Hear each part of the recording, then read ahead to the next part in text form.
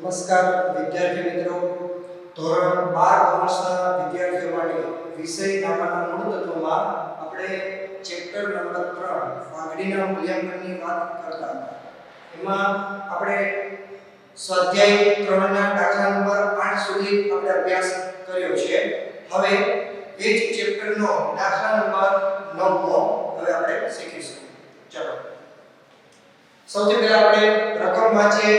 કઈ પદ્ધતિથી આપણે પાઘડી ગણવાની છે, કેવી રીતે એ પદ્ધતિનો ઉપયોગ કરીશું, તો શું માહિતી આપેલી છે એ સૌથી પહેલા આપણે જોઈએ. તો રકમમાં આપેલું છે આપણને કે મીના અને મંજુની એક પેઢીની મૂડી રૂપિયા 4 લાખ છે. જે મીના અને મંજુ એક પેઢી જે ચલાવે છે એ પેઢીની મૂડી 4 લાખ રૂપિયા છે અને અપેક્ષિત વળતરનો દર 10% છે. આપણને અપેક્ષિત વળતરનો દર આપેલો છે 10%. છેલ્લા 3 વર્ષનો નફો અનુક્રમે રૂપિયા 1,20,000, રૂપિયા 1,10,000 અને રૂપિયા 1 લાખ છે. 3 વર્ષનો આપણને નફો અનુક્રમે આપેલો છે. પહેલા વર્ષનો નફો છે 1,20,000, બીજા વર્ષનો નફો છે 1,10,000 અને ત્રીજા વર્ષનો નફો કેટલો છે 1 લાખ છે. તો ભારિત સરેરાશ પદ્ધતિના આધારે અધિક નફાની 2 ગણી પાઘડી ગણો. અધિક નફાની પદ્ધતિ દ્વારા આપણે પાઘડી ગણવાની છે. ખરીદીના વર્ષો આપ્યા છે 2. જેટલા ગણિત હોય ખરીદીના વર્ષો આપેલા હોય તો એ ખરીદીના વર્ષ તરીકે લેવાય, અથવા જે ગણિત હોય પણ ખરીદીના વર્ષો જ કહેવાય. તો અધિક નફાની આધારે આપણે પાઘડીનું મૂલ્યાંકન કરવાનું છે. સૌથી પહેલા વિદ્યાર્થી મિત્રો, આપણને જે માહિતી આપેલી છે એમાંથી આપણે જે જરૂરી માહિતી છે એ આપણે અલગ તારવી લેશું, જેનો આપણે ઉપયોગ કરવાનો છે. સૌથી પહેલા પેઢીની મૂડી આપેલી છે 4 લાખ. મૂડી એટલે રોકાયેલી મૂડી. રોકાયેલી મૂડી છે 4 લાખ. તો આપણે લખી લેશું રોકાયેલી મૂડી રૂપિયા 4 લાખ. બરાબર છે. ત્યાર પછી અપેક્ષિત વળતરના દરની પણ આપણને જરૂર પડશે. એ પણ લખી લઈએ. અપેક્ષિત વળતરનો દર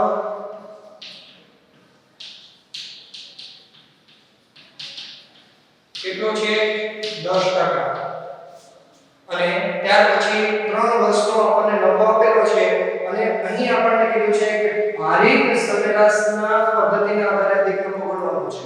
હવે ભારિત સરેરાશ પદ્ધતિનો ઉપયોગ ક્યારે કરી શકાય, તો આપણે અગાઉ શીખ્યા કે જ્યારે ક્રમ અનુસાર જ્યારે નફો આપેલો હોય તો જ્યારે નફો સતત વધતો હોય અથવા સતત ઘટતો હોય ત્યારે આપણે ભારિત સરેરાશના આધારે પાઘડીનું મૂલ્યાંકન કરી શકીએ. તો અહીં તમે જોઈ શકો છો 3 વર્ષ એવું કીધું છે. વર્ષ આપણને આપેલા નથી કયા વર્ષ છે, પણ 3 વર્ષ છે તો આપણે અનુક્રમે જે આપેલા છે 3 વર્ષનો નફો. જો પહેલા વર્ષે 1,20,000 નફો છે, બીજા વર્ષે નફો છે 1,10,000 એટલે પહેલા વર્ષ કરતા ઘટ્યો, અને ત્રીજા વર્ષે છે નફો 1 લાખ એટલે ત્રીજા વર્ષે પણ નફો ઘટ્યો.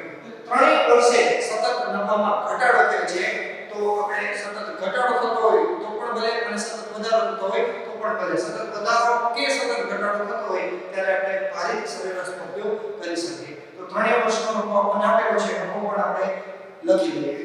વર્ષ આપણને કયા છે એ કીધું નથી તો વર્ષને આપણે 3 આપી દઈએ કે વર્ષ પહેલું, બીજું અને ત્રીજું. અને ત્રણેય વર્ષનો આપણને જે નફો આપેલો છે એ પણ આપણે લખી લઈએ. પહેલા વર્ષનો નફો છે 1,20,000, બીજા વર્ષનો નફો આપેલો છે 1,10,000 અને ત્રીજા વર્ષનો આપણને નફો કેટલો આપ્યો છે 1 લાખ. તો ત્રણેય વર્ષનો આપણે નફો લખ્યો. બરાબર છે. આટલી માહિતી આપણને રકમની અંદર આપેલી છે. હવે અધિક નફો સૌથી પહેલા આપણે શોધવો પડે. જ્યારે અધિક નફાના આધારે આપણે પાઘડી ગણવાનું હોય ત્યારે. તો વિદ્યાર્થી મિત્રો, અધિક નફાના આધારે આપણે પાઘડીનું મૂલ્યાંકન કરવું હોય તો આપણે અગાઉના લેક્ચરમાં શીખ્યા કે અધિક નફાની ફોર્મ્યુલા શું હતી. તો અધિક નફાની ફોર્મ્યુલા છે સરેરાશ નફો માઈનસ અપેક્ષિત નફો. સરેરાશ નફો માઈનસ શું થાય અપેક્ષિત નફો. તો સરેરાશ નફો એ પણ આપણી પાસે છે નહીં, આપણે શોધવાનો છે. આપણે રકમમાં કીધું છે કે ભારિત સરેરાશના આધારે આપણે અધિક નફો મેળવવાનો છે. તો ભારિત સરેરાશની પદ્ધતિના આધારે આપણે સરેરાશ નફો મેળવીશું અને માઈનસ અપેક્ષિત નફો. તો અપેક્ષિત નફો પણ આપણને આપેલો નથી. અપેક્ષિત નફો શોધવા માટે પણ એક સૂત્ર હતું. શું હતું? અપેક્ષિત નફો શોધવો હોય તો એની ફોર્મ્યુલા શું હતી? અપેક્ષિત નફો બરાબર રોકાયેલી મૂડી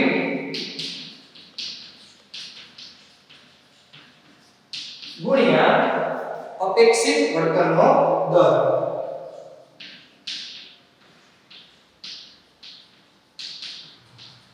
શું છે અપેક્ષિત નફાની ફોર્મ્યુલા? રોકાયેલી મૂડી ગુણ્યા અપેક્ષિત વળતરનો દર. તો હવે આપણને રોકાયેલી મૂડી આપી છે કે નહીં? જો રોકાયેલી મૂડી પણ ન આપી હોય તો એની પણ એક ફોર્મ્યુલા છે, કુલ મિલકતો માઈનસ કુલ દેવાઓ. પરંતુ અહીં આપણને રોકાયેલી મૂડી ડાયરેક્ટ આપેલી છે 4 લાખ રૂપિયા, તો આપણને અપેક્ષિત નફો સરળતાથી મળી જશે. તો રોકાયેલી મૂડી છે 4 લાખ ગુણ્યા અપેક્ષિત વળતરનો દર તો આપેલો રહેશે.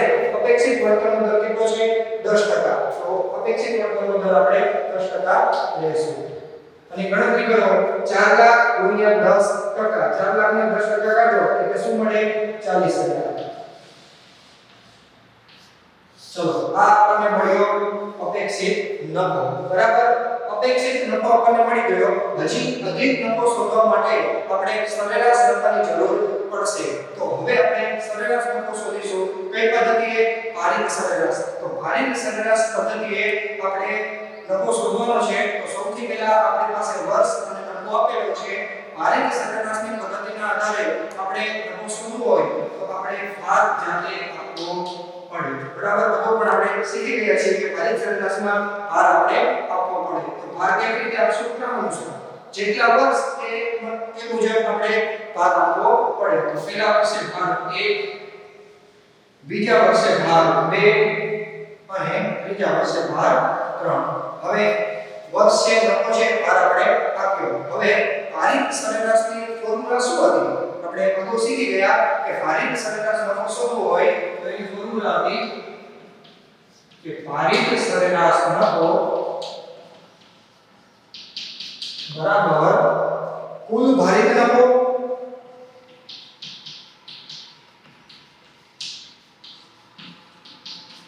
છેદમાં કુલ ભાગ. બરાબર, પહેલા આપણે અપેક્ષિત નફો શોધ્યો, પછી આપણે ભારિત નફો શોધીશું. તો ભારિત સરેરાશ નફાની ફોર્મ્યુલા શું છે? કુલ ભારિત નફો છેદમાં કુલ ભાર. તો કુલ ભારિત નફો આપણે મેળવીશું. નફો આપણી પાસે છે, ભાર છે. હવે ચોથું ખાનું બનાવીશું ભારિત નફા. તો ભારિત નફો એટલે શું કરવાનું છે? આપણે ક્રમ આપી દઈએ. આ 1, આ 2, આ 3 અને આ 4. ભારિત નફો કેવી રીતે મળશે? નફાને ભાર વડે ગુણો એટલે ભારિત નફો મળશે. એટલે 2 ગુણ્યા 3, બીજા અને ત્રીજા ખાનાનો ગુણાકાર. ચલો, પહેલા વર્ષનો નફો છે 1,20,000 અને પહેલા વર્ષનો ભાર છે 1. તો 1,20,000 ગુણ્યા 1 એટલે 1,20,000. પછી બીજા વર્ષે નફો છે 1,10,000 અને બીજા વર્ષનો ભાર છે 2. તો 1,10,000 ગુણ્યા 2 એટલે 2,20,000. અને ત્રીજા વર્ષનો નફો છે 1 લાખ અને ત્રીજા વર્ષનો ભાર છે 3. તો 1 લાખ ગુણ્યા 3 એટલે કેટલા થાય? 3 લાખ. આપણે કુલ ભારિત નફો જોઈએ છે. તો કુલ ભારિત નફો, આ ભારિત નફાનો શું કરવાનો? આપણે કુલ સરવાળો કરવાનો. તો 3 ને 2 5 ને 6 લાખ અને 20,000 20,000 40,000. 6 લાખ ને 40,000. કુલ સરવાળો થશે 6,40,000. કુલ ભારિત નફો આપણને 6,40,000 મળ્યો. કુલ ભાર એટલે ભારનો સરવાળો. તો 1 ને 2 3 અને 3 6 એટલે અહીં કુલ ભાર આપણને કેટલો મળે છે? 6. બરાબર, કુલ ભારિત નફો પણ મળ્યો, કુલ ભાર પણ મળ્યો. એને આપણે ફોર્મ્યુલામાં મૂકી દઈશું. તો કુલ ભારિત નફો છે 6,40,000 છેદમાં કુલ ભાર કેટલો છે? 6. હવે આ બંનેને શું કરવાનું છે? આપણે ભાગાકાર. તો કેલ્ક્યુલેટર કરીશું આપણે. 6,40,000 ભાગ્યા 6 એટલે કેટલો મળે છે? 1,06,666.6666 છે. તો આપણે રાઉન્ડ ફિગર રકમ લઈ શકીએ. પાછળ 0.6666 છે તો આગળ આપણે 67 રૂપિયા કરી નાખશું. એટલે કે 1,06,667 બરાબર 1,06,667 અને 66.6666 છે તો આપણે 50 પૈસા ઉપર છે એટલા માટે. તો 1,06,667 આપણને શું મળે છે? ભારિત નફો. બરાબર છે? ચલો હવે આપણને ભારિત સરેરાશ નફો મળી ગયો, અપેક્ષિત નફો પણ મળી ગયો. હવે આપણે અધિક નફો શોધી શકીએ.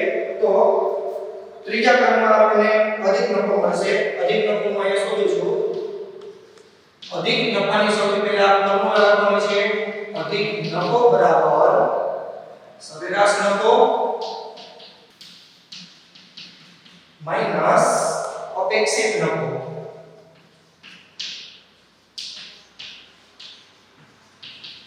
સરેરાશ નફામાંથી અપેક્ષિત નફો બાદ કરો એટલે આપણને શું મળે? અધિક નફો. તો આપણી પાસે હવે આપણે બંને મેળવ્યા. અપેક્ષિત નફો પણ મેળવ્યો છે અને સરેરાશ નફો પણ મેળવ્યો છે. બંને આપણે લખી લઈએ.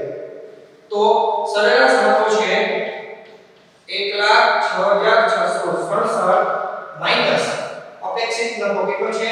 40,000. ચલો આ બંનેનું શું કરીશું? બાદબાકી કરીશું. 1,06,667 માંથી 40,000 બાદ કરીએ એટલે 66,667 મળશે. 66,667. આ આપણને શું મળ્યું?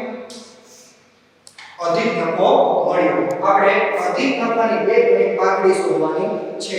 તો અધિક નફો મેળવ્યા પછી આપણને પાઘડી મળી શકે. હવે આપણે પાઘડીનું સૂત્ર લખીશું. 4 નંબર પાઘડી બરાબર પાઘડીનું સૂત્ર શું થશે? અધિક નફો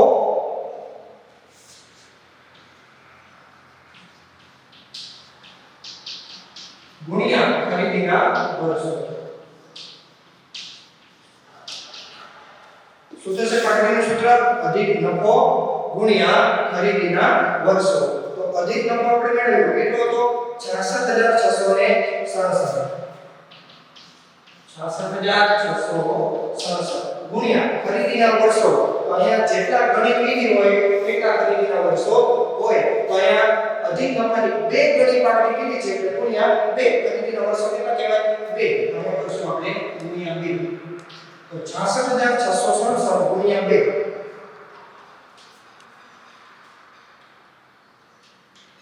એટલે 1,33,334 આપણને પાઘડી મળે. 1,33,334.